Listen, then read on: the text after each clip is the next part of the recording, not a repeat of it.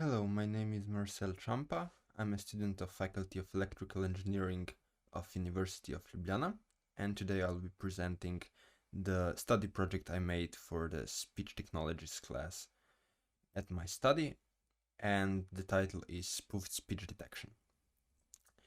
Let's start what we'll cover in this presentation. First, we'll ask ourselves, why would someone want to spoof speech? Then we'll briefly present the differences between voice conversion and speech synthesis. Then we will move on to describe an ASV system and where are these systems used, how can they be exploited, what are they vulnerable to. And then we will take a look at the core of our presentation, which will be the ASV Spoof 2015, which was a challenge that was going on a few years ago. And we will take a look at the NTU approach to tackling this spoofing detection problem. And we will also mention what the differences between the spoofing speech attack and the audio replay attack. So let's see first, why would someone want to spoof speech? There are currently a lot of usages for the spoofed speech or for the generated speech for its sake. And those include and are not for sure limited to the screen readers, audiobooks, and narrations. The spoofed speech can also be used for the artificial movie characters or for the movie characters of deceased people. For example, if you would want to finish the Fast and Furious series with Brian still alive, you would use the combination of deepfake movie technology and a spoofed speech. What it is also used for is the region-specific pronunciation and the foreign language. A great example for this is David Beckham's advertisement for against malaria, where he is speaking 9 languages, although he doesn't actually speak none of them except for the English one. But with the spoofing speech technology, they managed to transfer his speech into other languages. Now, spoofed speech is very often used with visual deepfakes, for example, to generate fake news, and the great and well-known examples of this technology are the Barack Obama and Richard Nixon movies, which you can find online on YouTube. And also in more inappropriate scenes like pornography, there is a bunch of deep-faked porno movies. They're online, so you can find famous actors and politicians involved in nasty scenes, but of course you're not supposed to believe it. Now, let's describe what an ASV system or automatic speaker verification system is. So that system is not only checking the authenticity of speech, so whether it is an original speech or a spoofed speech, but it also has to check for the identity of speakers, which we will not cover in this lecture. Now, there are many possibilities for implementing the ASV system. We can have 2 separate blocks, one for checking authenticity and the other one for identity, or we can somehow combine these blocks with various methods, and this is where many possibilities for implementation arise from. Now, the ASV system is pretty easy to implement, but it is hard to perfect.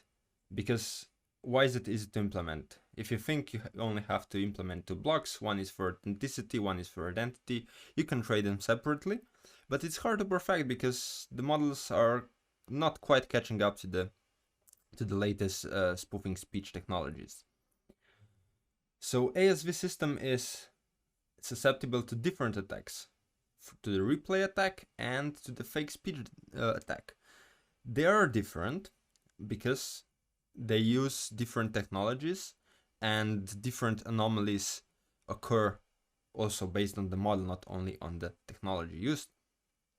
So the easiest way to tackle a replay attack is by using a dynamic or random prompt to the user. So for example, instead of always using the same sentence, you can use a dynamic sentence, and then somebody cannot cannot replay the sentence again, because probably that that attacker does not have the pre-recorded sentence of the correct person.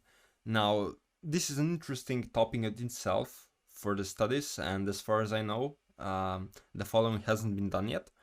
It would be interesting to see how long a sentence and how complex should it be in order to maximize the probability of attacker not having a combination of those words to replay it, but also to not be too long, so that you don't need to read a sentence or 10 sentences for 5 minutes before you're granted access.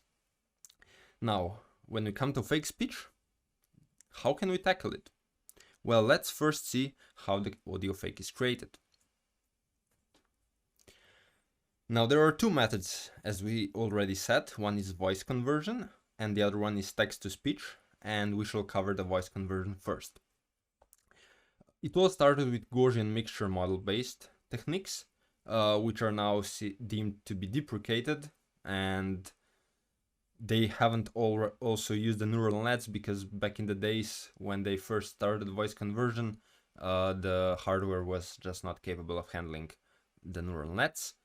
Then another option for voice conversion is to first detect the speech, so to translate it into the transcription, and then run a speech synthesis, which is the next topic in our presentation.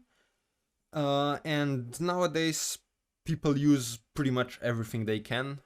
Neural nets, feed-forward, deep neural nets, recurrent neural nets, generative adversarial networks, variational autoencoders, conditional variational autoencoders, and you name it.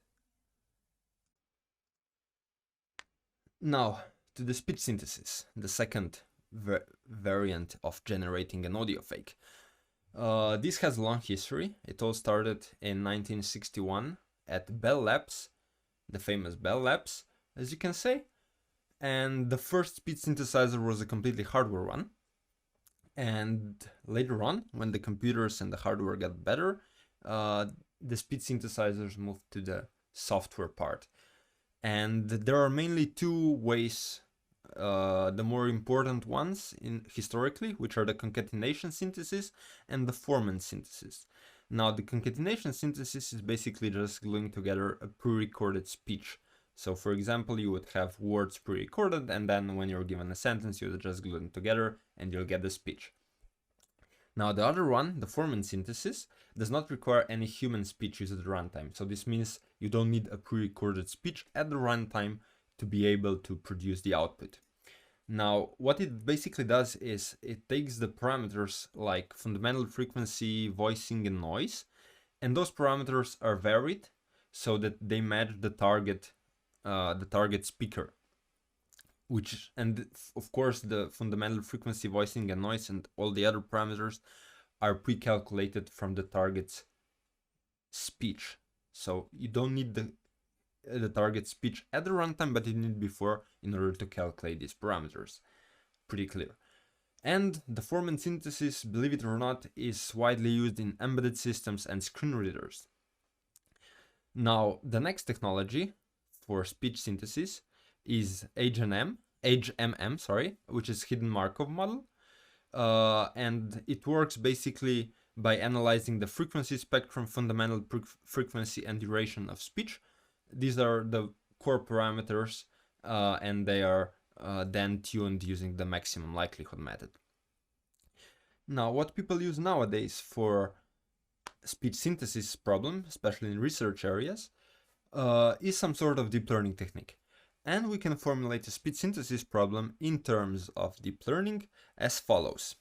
We say that target speech is X, and it has to equal to argument maximum of probability of actually being a target speech, conditionally to having a linguistic unit Y and some model parameter theta.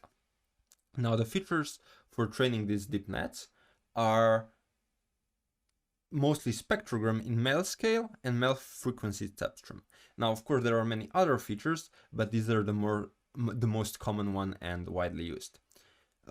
We have seen quite some good examples when it comes to speech synthesis from Facebook, Google, and those include WaveNet, Char2Wav, Tachotron, and VoiceLoop.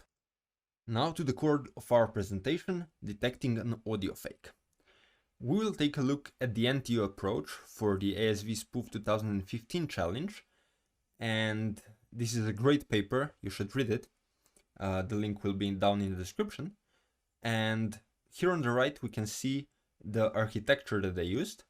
So basically what they did is they simultaneously built n models, each trained for a specific feature, and what they basically did is from the test utterance they extracted these n features. We'll see there are 7, and they used some concatenation and then the multi-layer perceptron for each of the feature, and then at the end they fused the scores and produced the final score, which will say whether it is a fake or not. So since they're using a multi-layer perceptron, it was all about just extracting the correct features.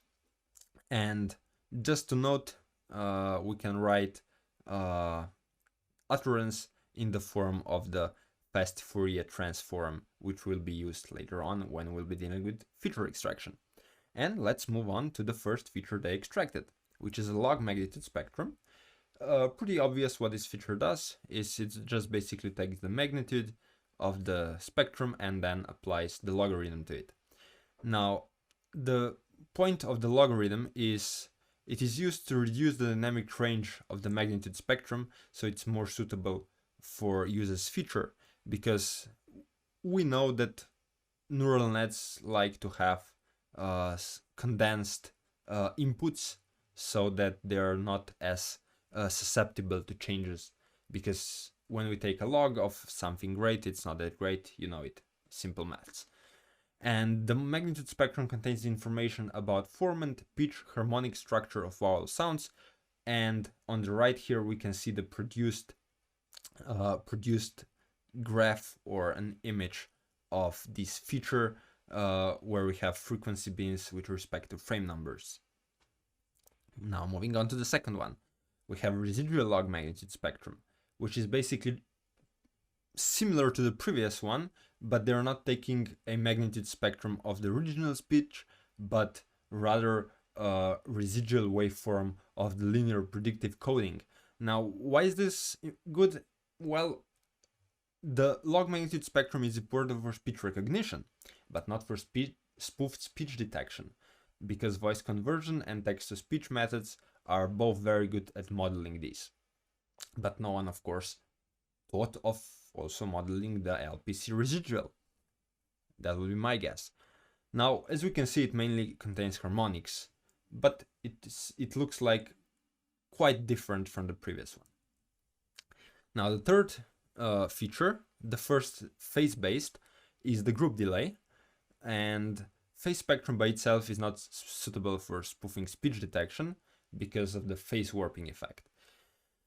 Now, what they did is they took the derivative of a phase spectrum along the frequency axis, and then they mapped it onto the minus pi pi by adding the multiples of 2 pi.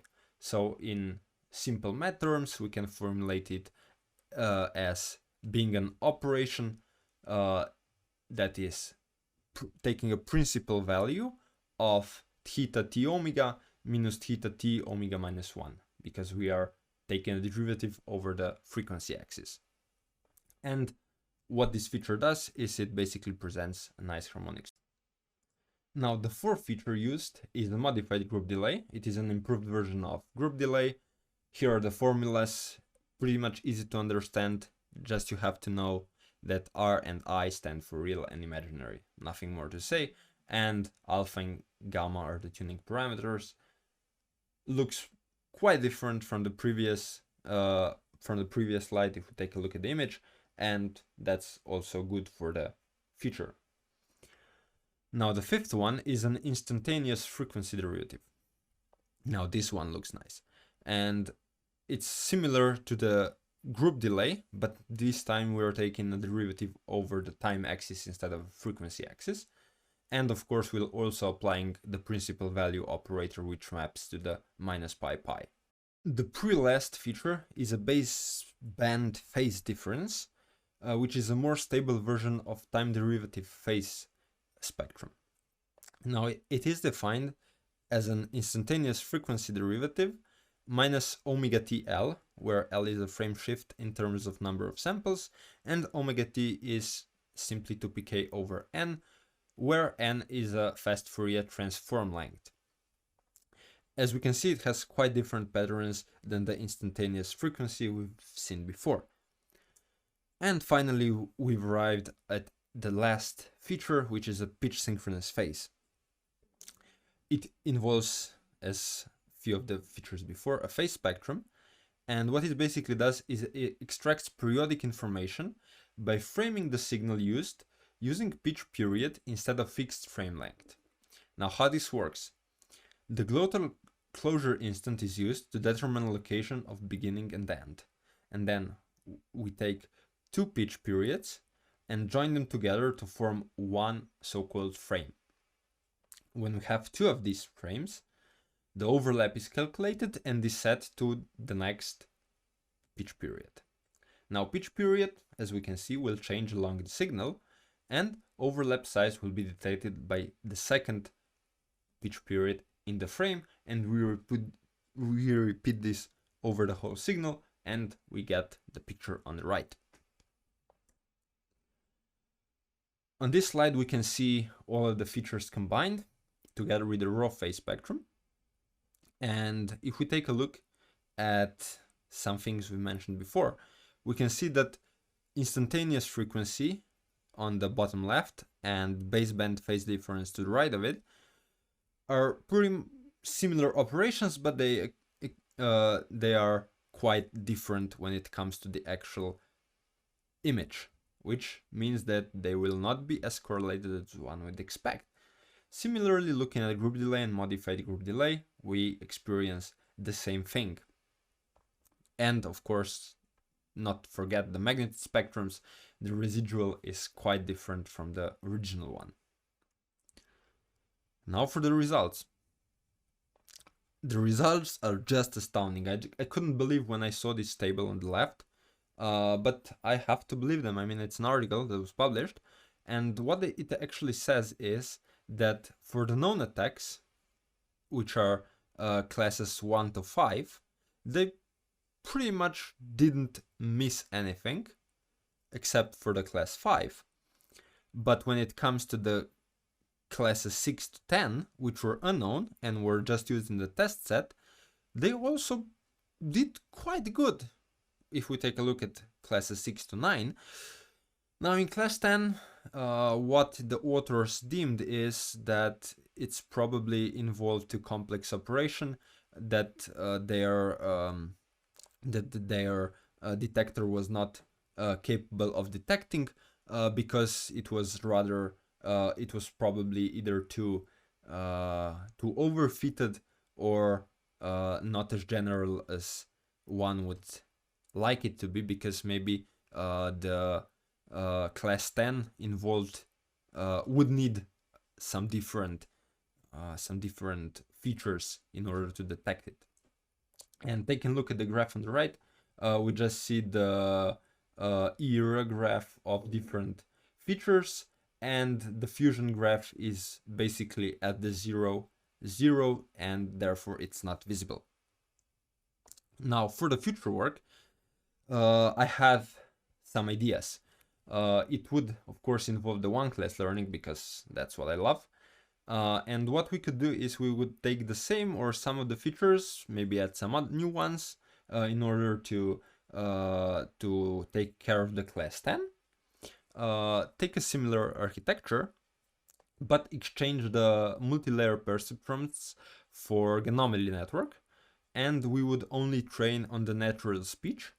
And why this would work? Because we know that Ganomaly works on images, and we would feed in the graphs we've seen before to the Ganomaly, and it would learn the patterns of each feature on natural speech, and when a fake speech would come, the patterns would be different, and we would easily distinguish the real from fake ones. And we've come to the end. Here's the bibliography if you want to check it out. It will be down in the description below as well.